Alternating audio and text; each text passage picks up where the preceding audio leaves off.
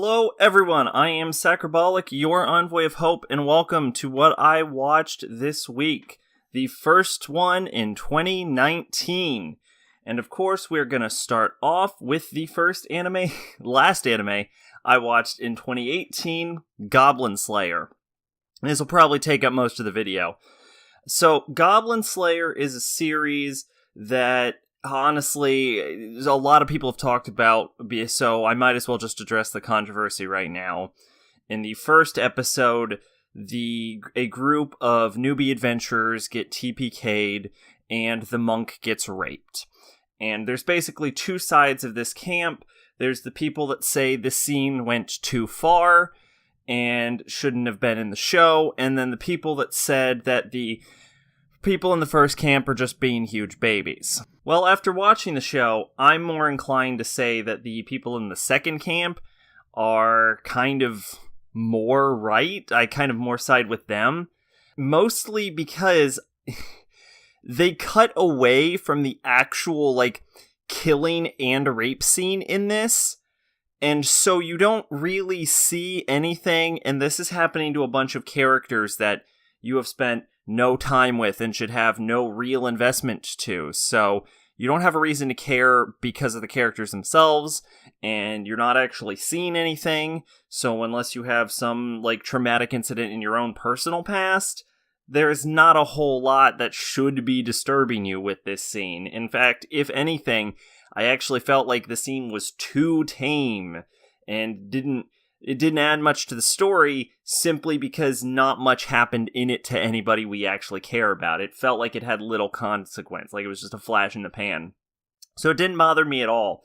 But what I do find interesting was that they later used it for a better scene in the show, probably what I would call the best scene in the show, period, actually, which I think happened relatively early, somewhere around episodes 6 or something, I think it was, where Goblin Slayer himself was down, and the two other men in the party were getting fucking beat on by a bunch of goblins, and they used the same, framing or similar framing to when the monk girl was held down by the goblins and had her clothes ripped off, to when in the episode 6 scene where the elf was being held down by the goblins and having her clothes torn off.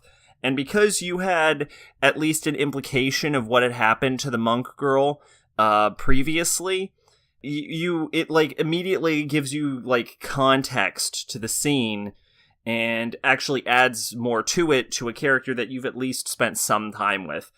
I don't know why anyone would give a fuck about the elf girl, if we're being honest, but I will say that it was a lot. The episode 16 was way more effective because it was happening to the party that you had spent time with and cared about, and just the minute differences between the episode 1 scene and the episode 6 scene made the episode 6 scene significantly more effective. And at the same time, the priestess was getting fucking eaten, and one of the goblins takes a huge fucking chunk out of her arm and just starts spewing blood, and you're like, oh no, that's fatal. That'd fucking kill you if that happened to you. And then Goblin Slayer just goes fucking berserk and just murders all the goblins. And you're like, oh man, is Priestess gonna die? And that's when the scene fucking shoots itself right in the goddamn head, because they're immediately like, no, Priestess is gonna live, but Goblin Slayer, whew, you look bad. I don't know if you're gonna make it. And then Goblin Slayer collapses, and they cue the orchestral music with the angelic Latin choir in the background. And I'm just like, show, there is no way in fuck you have the balls to kill your title character. I've been watching you. I know you don't have them. Why are you trying to pretend like you're gonna kill him midway through the show? There's only one series I know that did have the balls to kill its title character, and the anime adaptation of it chickened out. So there's no fucking way Goblin Slayer was gonna do it, and spoilers, it fucking didn't.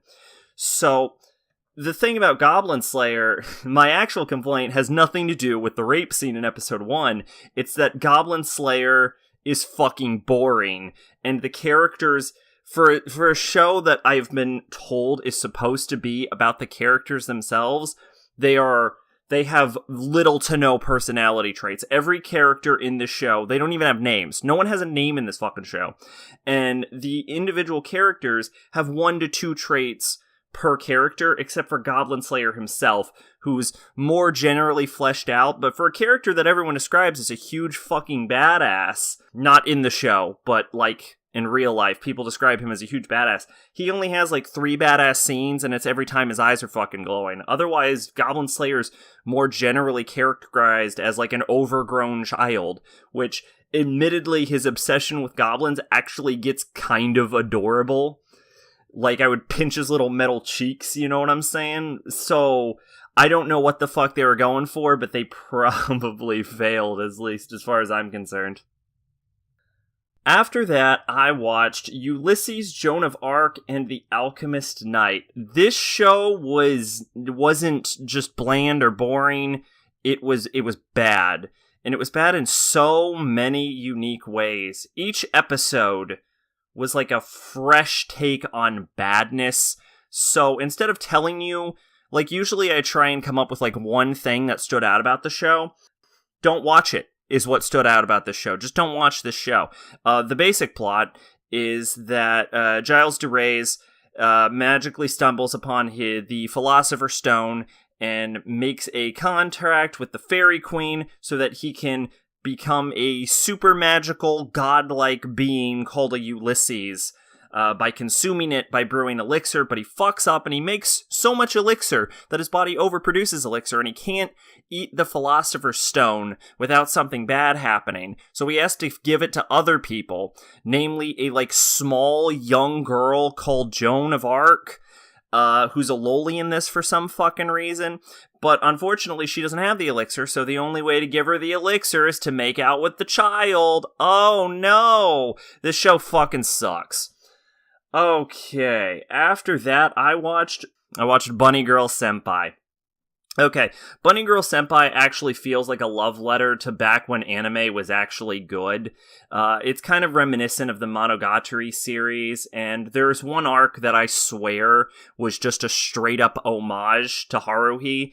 And if it wasn't an homage, at least it opens with an intentional homage, because there's no fucking way they didn't make the opening of the Lapis Demon arc as similar as fucking possible to Endless 8 on accident. It didn't fucking happen. And I know the novel came out in like 2014, 2015, so it's relatively new. So the thing about it is, like, Bunny Girl Senpai is an enjoyable series with a pretty likable cast all the way through.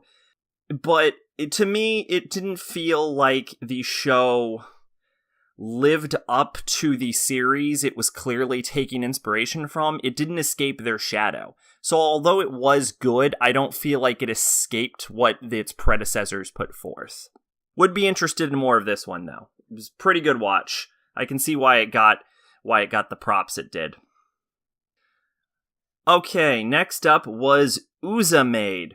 So, a young Russian girl living with her stepfather. The mom's dead, mom's out of the picture, ends up encountering an ex-JSDF pedophile who, by tricking the dumbass father, manages to become the girl's, like, caretaker while the dad's at work. And it's all about the maid doing creepy shit, and the show knows it's creepy and calls her out on this creepy shit to, like, this young girl, and the young girl trying to get the maid fired. Now, surprisingly, there is actually very little loli fan service in this. It is almost a pure comedy, where the basic gimmick is that every adult in this entire series is the worst. They're just the worst. But surprisingly, it manages to have actual heartfelt, emotional scenes. Usually involving the maid when she's talking about her dad or relating her dead dad to the young girl's dead mom. So it's actually pretty enjoyable, believe it or not. Next up was Special Signature to Save a Soul Gridman. SSSS.Gridman. So Quadruple S Gridman is apparently the sequel to an old, like, 1990s tokusatsu series, which is information I wish I had when I watched it, because then I definitely wouldn't have fucking watched it. Because there's no fucking way I'm gonna go back and watch a goddamn Power Ranger show from the fucking 90s. No, it can go fuck itself. It's made by Trigger, which has had a really bad fucking year after Darling in the Franxx and this fucking nightmare. In concept, the show sounds pretty cool. It's basically about a god who has created this city and has a bunch of people living inside of this city, but even though it's her creation, she's lost complete control of it, and it's just doing whatever the fuck it wants, and she can't make it fit. Which is a cool concept, but it's combined with a bunch of bland fucking characters and this, like, Monster of the Week action like formula. So it just doesn't come together well, you know? The best concept in the world won't save you from just uninteresting everything. Then I finished with Tonari no Kyuuketsuki-san. Okay, so the basic idea about this is a young girl who enjoys horror, I think. I think she just blatantly enjoys horror. Hears about a haunted mansion inhabited by a doll, goes to see the doll, ends up stumbling upon a vampire, and ends up moving in with the vampire. And she asks her parents, and her parents are like, oh, vampire sounds cool. Sounds like a good plan. Yeah, do that. It's surprisingly, it's a cute girls do cute things, but with, like, vampire-human relationships. It's cute, and it has its, like, little heartwarming moments. All the characters are likable enough, but not a whole lot's actually going on in it. So, that's what I watched this week. If anyone's still subscribed after shitting on Goblin Slayer for about 5 minutes, thank you for watching. And I've been Sacribolic, your envoy of hope, and I will see you next time. Bye-bye!